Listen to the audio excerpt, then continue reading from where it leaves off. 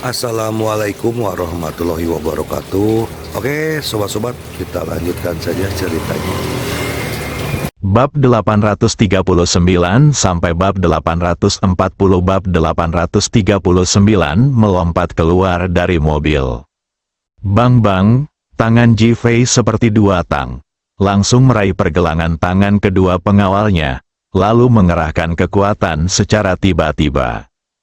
Klik, klik, ada dua suara retakan tulang yang tajam, dan pergelangan tangan kedua orang itu terkulai ke bawah dan patah total.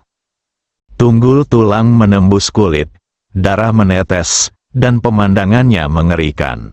Aduh, kedua pengawal itu berteriak seperti babi. Hanya saja teriakan mereka baru setengah terdengar, dan suara di belakang mereka pun hilang. Ji Fei telah membuat dua orang pingsan. Dia tidak bisa membiarkan dua bajingan mengganggu istirahat Phoenix. Tuan muda Chu di sisi lain sudah bersiap untuk menyerang Ziyan. Di matanya, mudah bagi kedua pengawal itu untuk menghadapi Ji Fei. Bagaimanapun, ini adalah pengawal yang disewa oleh keluarganya dengan gaji tahunan jutaan. Dia telah melakukan berbagai hal di luar, dan semua hal sulit dapat diselesaikan dengan lancar dengan bantuan dua pengawal. Saya tidak pernah gagal, dan tentu saja saya tidak pernah takut. Namun dia tidak menyangka dalam sekejap mata, kedua pengawal itu sudah tergeletak di tanah, setengah mati. Keinginan dalam tubuhnya benar-benar hilang, dan bahkan rasa dingin pun muncul di punggungnya. Dia sangat ketakutan sehingga dia berdiri, bang. Suara kepalanya yang membentur papan tempat tidur terdengar.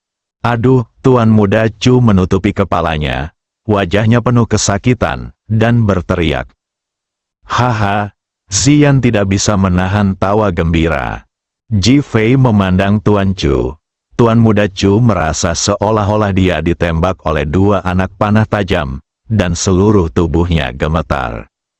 Tetapi Tuan muda Chu segera menenangkan diri dan menatap Ji Fei. Wah, siapa kamu?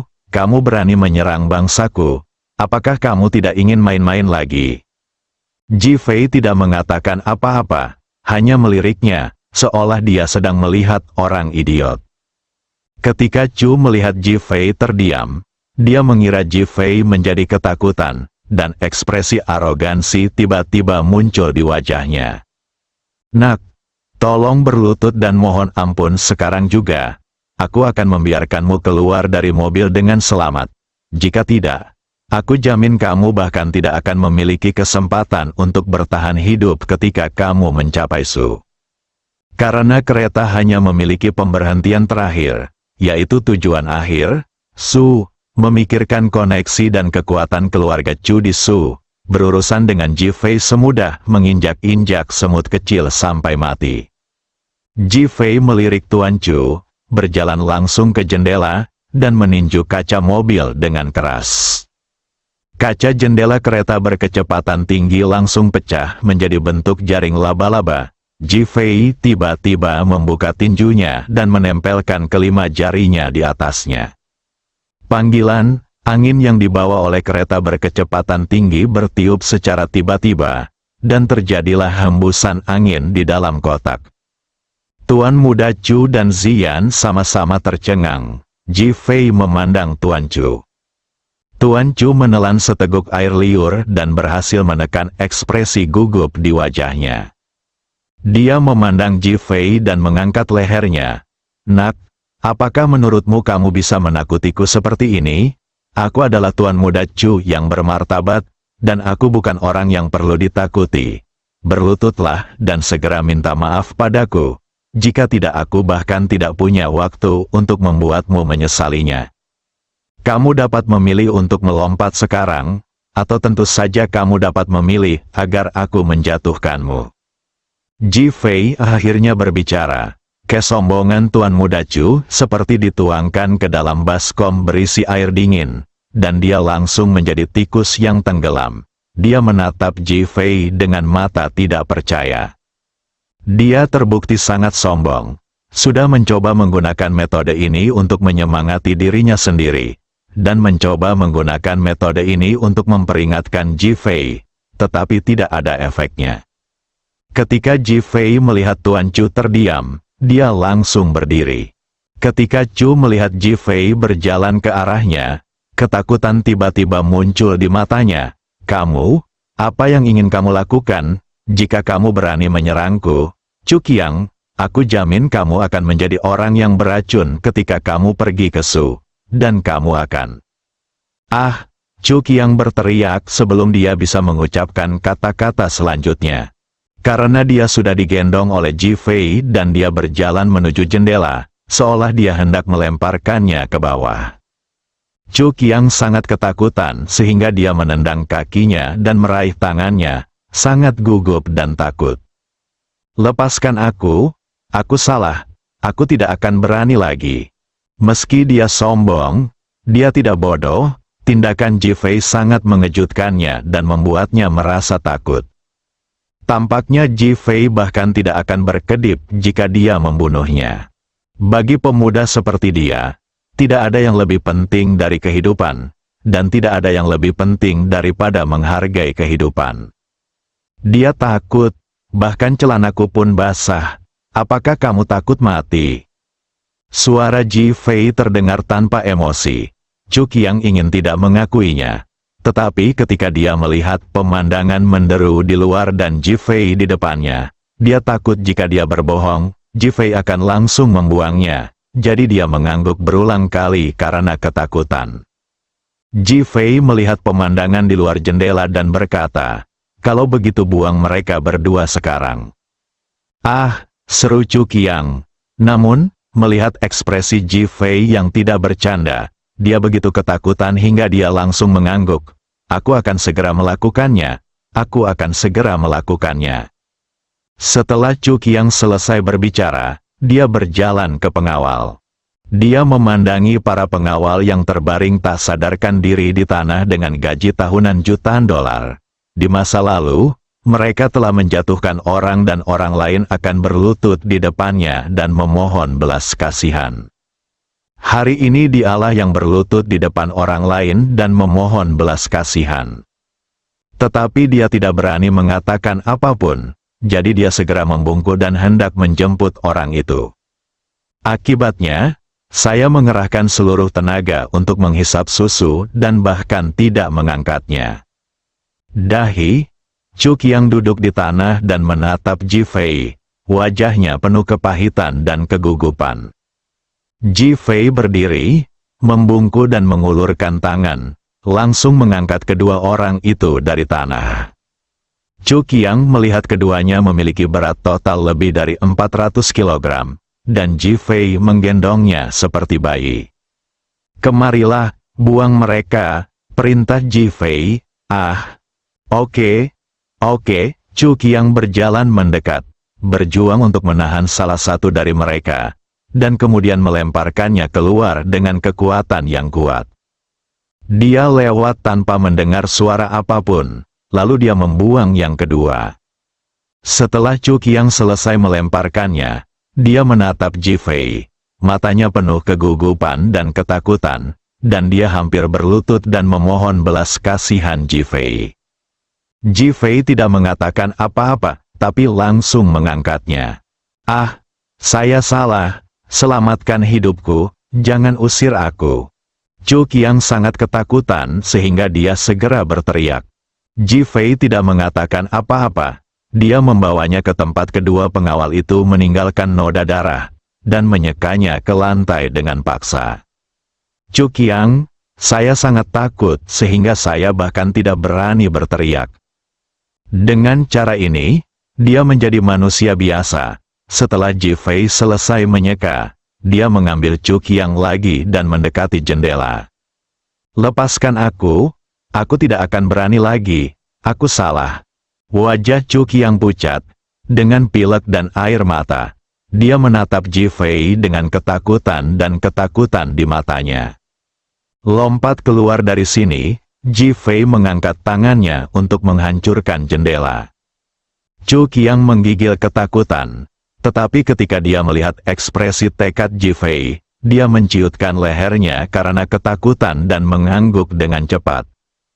Dia mengulurkan tangan dan meraih jendela yang pecah, dan memanjat keluar dengan susah payah. Tiba-tiba dia melihat sebuah bangunan tetap di depannya, dan dia dengan cepat menarik kembali kepalanya. Dia ingin memohon belas kasihan Ji Fei. Tetapi ketika dia melihat Ji Fei hendak mengambil tindakan, dia tidak berani menunda dan langsung melompat keluar, mendengar teriakan melengking. Bab 840 Tang Hao yang bangga kereta berkecepatan tinggi itu sunyi. Kali ini benar-benar sepi. Ziyan terus melihat apa yang baru saja terjadi. Dia merasa itu seperti mimpi. Dia terkejut dan terpana. Apa yang hilang dari Ji Fei bukanlah seseorang, tapi setumpuk barang. Tidak, tepatnya, itu tidak hilang oleh Ji Fei. Kedua pengawal itu diusir oleh Chu Qiang, tapi Chu Qiang melompat keluar sendiri, sementara Ji Fei tidak melakukan apapun. Lama sekali, Ziyan memandang Ji Fei. "Kamu, siapa namamu?" Ji Fei mengangkat alisnya dan menatap Ziyan. "Kamu ingin mengetahui namaku dan membiarkan Chu Qiang membalas dendam padaku, kan?" Ziyan menggelengkan kepalanya dengan cepat, seluruh kepalanya hampir bergetar seperti mainan. "Tidak, tidak, tidak, aku tidak akan melakukannya, kamu pandai sekali membiarkan dia keluar." Ziyan mengedipkan matanya yang besar dan berkata, ini adalah pertama kalinya Ji Fei melihat lebih dekat pada Ziyan. Usianya kurang dari 20 tahun, ia memiliki wajah oval, dagu lancip, sepasang mata besar berair, dan tinggi sekitar 1,65 meter, sepasang sepatu kets dan memiliki rambut panjang. Dengan rambut diikat ke belakang, dia tampak awet muda dan cerah, dengan senyum tipis di wajahnya. Tidak jelek, ini adalah definisi Ji Fei, tapi dia tidak ingin membaca lebih lanjut. Ingat, Chu Qiang melompat keluar sendiri, Ziyan tercengang. Juga, Chu Qiang sendiri yang memecahkan kacanya dan melompat keluar. Ji Fei menekankan lagi. Bukan karena dia takut pada Chu Qiang, dia hanya ingin merawat Phoenix secepatnya ketika dia tiba di Su. Ziyan bereaksi dan mengangguk cepat. Saya mengerti, Chu Qiang lah yang ingin merasakan perasaan terbang, jadi dia melompat keluar. Ji Fei tidak berbicara. Ziyan menjulurkan lidahnya pada Ji Fei, menyalahkan Ji Fei karena tidak memahami humor. Dia masih ingin berbicara, tetapi ketika dia melihat tubuh Phoenix menjadi dingin lagi dan racun dingin mulai bekerja, Ji Fei mulai menyelamatkannya dan segera tutup mulut, tidak berani mempengaruhi Ji Fei. Ji Fei sedang sibuk mengurus Phoenix. Setengah jam kemudian, mobil sampai di Sudi.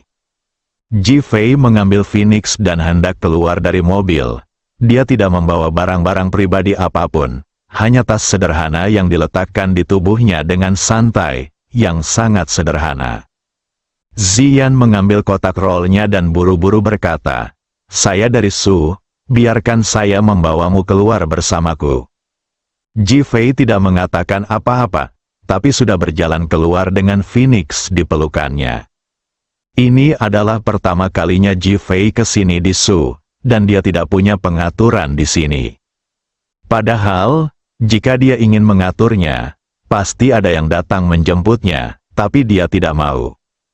Ziyan mengambil kotak itu dan buru-buru mengikuti di belakang, berbicara dengan Ji Fei sambil berjalan.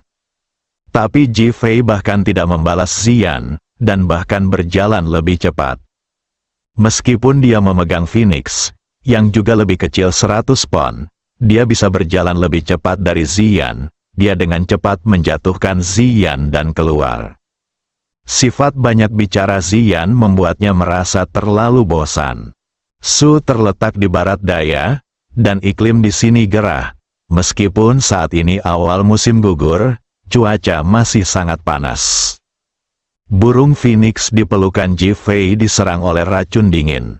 Meskipun Ji Fei membungkus tubuhnya dengan jaket, dia masih gemetar tanpa henti, dan suara gemeretak gigi bahkan bisa terdengar. Ji Fei mendengarnya di telinganya dan merasakan sakit di hatinya. Dia sudah berencana pergi ke Su kali ini dan menemui keluarga Chu secara langsung untuk berobat. Ji Fei berhenti dan ingin naik taksi. Ziyan mengejarnya dari belakang. "Kamu berjalan sangat cepat. Aku tidak bisa mengikutinya meskipun aku berlari." Ji Fei melihat Ziyan, dengan butiran keringat menutupi wajah cantiknya karena dia mengejarnya, dan beberapa helai rambut menempel erat di rambutnya. Saat Ji Fei hendak berbicara, sebuah BMW tiba-tiba melaju dan berhenti di depan Ji Fei dan yang lainnya. Seorang pemuda turun dari kursi pengemudi mobil. Dia memiliki wajah yang panjang, sosok yang tinggi dan ramping, dan mengenakan kemeja dan celana panjang. Dia terlihat cukup berbakat. Dia menghentikan mobilnya, mengambil kunci BMW, dan buru-buru keluar dari mobil dan memandang Ziyan. "Sister Ziyan, saya di sini untuk menjemputmu." Ziyan sangat senang saat melihat pria itu. "Saudara Hao, terima kasih atas kerja kerasmu." Tang Hao memandang Ziyan dengan senyuman di wajahnya. "Mengapa kamu berbicara kepadaku tentang kerja keras? Bukankah ini orang luar?" Saat dia berbicara, dia melihat Ji Fei di sampingnya dan tanpa sadar melihat Phoenix di pelukannya. Burung Phoenix itu dibungkus seperti pangsit nasi, dan penampakannya tidak terlihat jelas. "Siapa pria ini?" Tang Hao bertanya dengan ekspresi jijik. "Seorang teman yang kutemui di kereta bahkan membantuku." Tang Hao tidak mengatakan apa-apa. Dia hanya menggerakkan sudut mulutnya 2 kali dan menatap Ji Fei dengan ekspresi seperti, "Apa yang kamu lakukan?"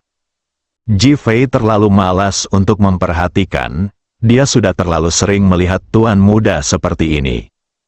Berbalik dan pergi, Tang Hao awalnya berpikir bahwa ketika Ji Fei melihatnya berdandan dan mengendarai BMW, dia akan menyambutnya dengan antusias dan bahkan sangat memuji. Akibatnya, dia tidak menyangka pihak lain akan menutup mata. Tepatnya, mereka tidak menyukainya sama sekali. Hal ini membuatnya sangat terkejut dan bahkan sangat kesal. "Saudari Ziyan, ada banyak pembohong di kereta. Jangan bicara dengan orang asing. Ayo pergi." Ji Fei membencinya, dan Tang Hao semakin membenci Ji Fei. Faktanya, alasan mengapa dia menghargai Ji Fei adalah karena dia melihat Ziyan menghargai Ji Fei, dan dia mengkhawatirkan Ziyan. Meskipun Tang Ziyan juga bernama Tang, mereka bukanlah saudara dekat dan tidak memiliki hubungan darah. Sekarang Ji Fei mengabaikan mereka. Dia tidak bisa merebut Tang Ziyan. Tentu saja, dia terlalu malas untuk memperhatikan, apalagi menyapa. Ji Fei bahkan lebih menghina dan berpikir bahwa Ziyanlah yang banyak bicara. "Saudara Hao, ini pertama kalinya mereka berada di Su dan mereka tidak mengenal siapapun. Mengapa kamu tidak mengantar mereka ke kota bersama-sama?" Tang Ziyan bertanya ragu-ragu. Ketika Tang Hao mendengar ini, kesombongan batinnya langsung terangsang, dan dia memandang Ji Fei. "Saudaraku, apakah kamu membutuhkannya? Saya dapat membawamu ke kota jika kamu membutuhkannya." Setelah mengatakan itu, dia dengan angkuh menggoyangkan kunci BMW di tangannya, seolah-olah kamu memohon padaku. Meskipun Ji Fei ingin naik taksi ke sini, dia tidak ingin menumpang. Selain itu, dia tidak meremehkan orang-orang seperti Tang Hao. Dia langsung menggelengkan kepalanya, "Tidak perlu." Tang Hao awalnya berpikir bahwa Ji Fei akan sangat senang ketika dia mendengar bahwa dia bisa mendapatkan tumpangan. Dia bahkan datang dengan ucapan terima kasih dan bersiap untuk naik bus. Namun dia langsung ditolak, yang membuatnya sangat terkejut hingga dia bahkan merasa mual seperti baru saja memakan lalat. Seolah-olah dia sedang memohon pada Ji Fei. "Cih, jangan sampai terjatuh kalau duduk. Aku khawatir sialnya mengangkut pasien." Ji Fei melirik Tang Hao, seperti dua anak panah tajam menembaki Tang Hao. Tang Hao bergidik, tapi tetap bersikap sangat arogan. Dia mengambil kunci BMW dan menekannya dengan kuat. Dengan ekspresi arogan di wajahnya, "Saudari Zian, lupakan saja jika mereka tidak pergi. Ayo pergi, hari ini akan ada menjadi perjamuan besar yang diadakan di Hotel Sudi pada malam hari. Saya menemukan beberapa koneksi untuk mendapatkan 2 tiket dan kami akan pergi ke sana." Tang Zian masih ingin bicara. Tang Hao telah menghentikannya. "Jangan ganggu orang yang menunggu taksi di sini. Jika tidak akan ada taksi dalam beberapa saat, dan mereka akan tetap menyalahkan kita. Saudara Hao, kita." Tang Hao langsung menarik Tang Zian untuk pergi. Saat itu, konvoi perlahan melaju, dipimpin oleh Maserati putih. Disusul mobil sport Ferrari berwarna merah. Bersambung.